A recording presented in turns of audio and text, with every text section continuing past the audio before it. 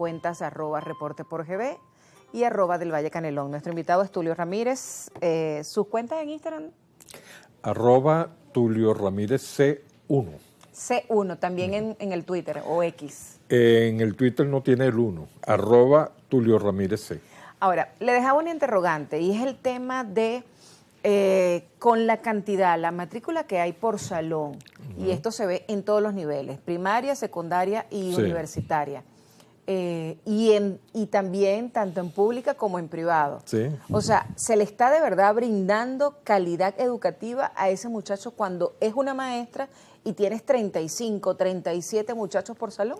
Sí, mira, ese problema es muy complejo para poder entender por qué en un país en el cual las encuestas, como en COVID, encuesta de condiciones de vida del OCAD, dice que hay un 30% menos de estudiantes con edad escolar en la educación formal. ¿Cómo se explica uno que hayan salones de 30 estudiantes? Bueno, eso se explica, o más de 30, eso se explica porque hay menos docentes y por lo tanto en los colegios de una materia habían 3 secciones, ahora hay una sola. Y ahí se aglomeran el poquito de estudiantes que hubiesen estado dispersos en 3 secciones. Entonces hay una sola sección de 40 estudiantes con un profesor. Pero paradójicamente este profesor, las nuevas tendencias educativas señalan que la educación debe ser personalizada.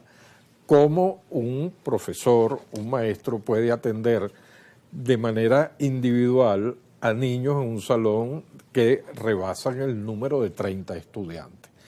Entonces, son 2 elementos de la educación. Primero, explicarnos por qué en un país con menos estudiantes incorporados a la escuela hay salones tan grandes. Eso se debe a la reducción de secciones y luego... ¿Por falta de maestros? Por falta de docentes. Sobre todo en los colegios privados. Me han comentado, en el área de historia habían 3 secciones distribuidas en 2 turnos y ahora hay una sola porque 2 maestros renunciaron.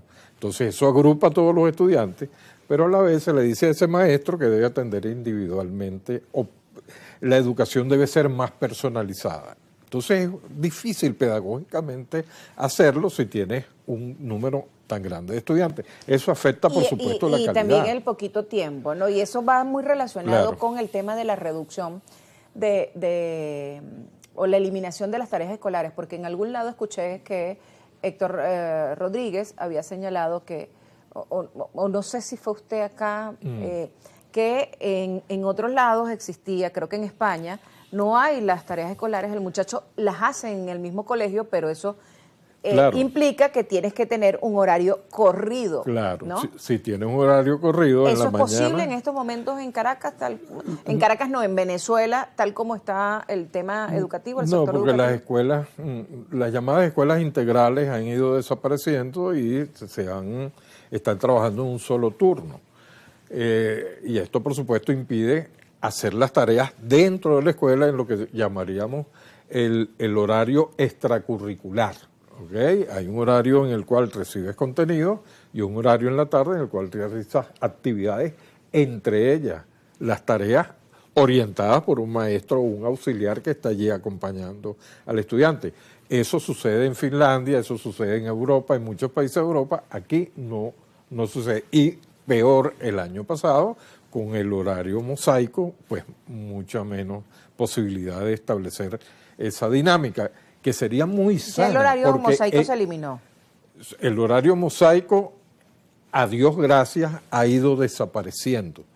Por supuesto, de mantenerse el tema salarial de los docentes, no sabemos si puede volver, porque el número de renuncias puede estar siempre presente, porque los docentes con esos sueldos, bueno, eso ya lo hemos discutido. Pero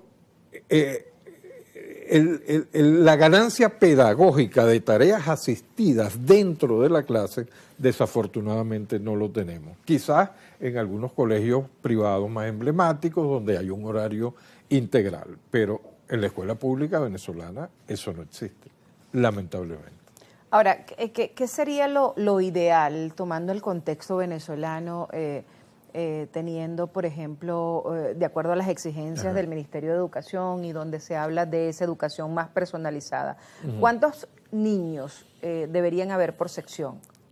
¿O cuántas maestras por sección? Ok, bueno, hay un... No sé si hay algún requerimiento hay allí contratos colectivos que establecen esos acuerdos. Ajá. Hasta donde yo estoy enterado, un máximo de 30 estudiantes a nivel de primaria y secundaria. Ya en la universidad varía, ¿ok?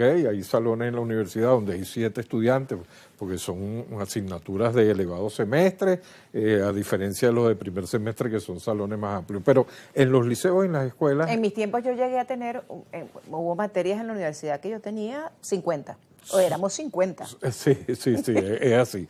Pero seguramente en el octavo semestre, en una electiva, eran 8. No, sí, claro, exactamente. Claro. Pero el número mágico es 30, que ha estado establecido históricamente en los contratos colectivos y bueno, a veces no se cumple, a veces sí, pero sí hay una norma. Pero si se habla de personalización de la educación en estos momentos, ¿eso no ha sido cambiado en los contratos colectivos? No, eso no ha sido ¿Qué contrato colectivo tenemos rigiendo en estos momentos? ¿De qué año? Bueno, todavía, creo que el que está vigente es de hace como 5 años. Siempre se está llamando a continuar la discusión y no hay manera de que las partes lleguen a acuerdos. Ahora, lo deseable, manteniendo todo el avance que se ha tenido en todos los aspectos, hoy hablamos de inteligencia artificial, la educación y todo ha ido avanzando. ¿Cuántos, y repito la pregunta, tomando en cuenta esa exigencia de la personalización y suponiendo que tuviéramos un contexto excelente donde el maestro ganara pues lo que debe ganar un maestro, o sea, para dedicarse tiempo completo a eso, ¿cuántos estudiantes? Pero no nada más que ganara bien, sino que tuviésemos suficiente número de docentes profesionalizados y no improvisados. Bueno, mira, el número mágico deseable, soñable, deberían ser de 15 a 20 estudiantes por sección. No más. No más de eso. Pero, bueno, soñar no cuesta nada. No, es posible. Solo hay que tener ganas de hacer las cosas y de mejorarlas, ¿no? Muchísimas gracias, Tulio, por habernos acompañado. No, siempre esta noche. Tulio Ramírez, doctor en educación, hablando sobre todo este tema en materia educativa. Bueno, ahí están algunas ideas, nosotros se las ponemos también a disposición de ustedes. Estos son temas de análisis que debemos también conocer en nuestros hogares, discutir y bueno, elevarlos también a nivel de los que tienen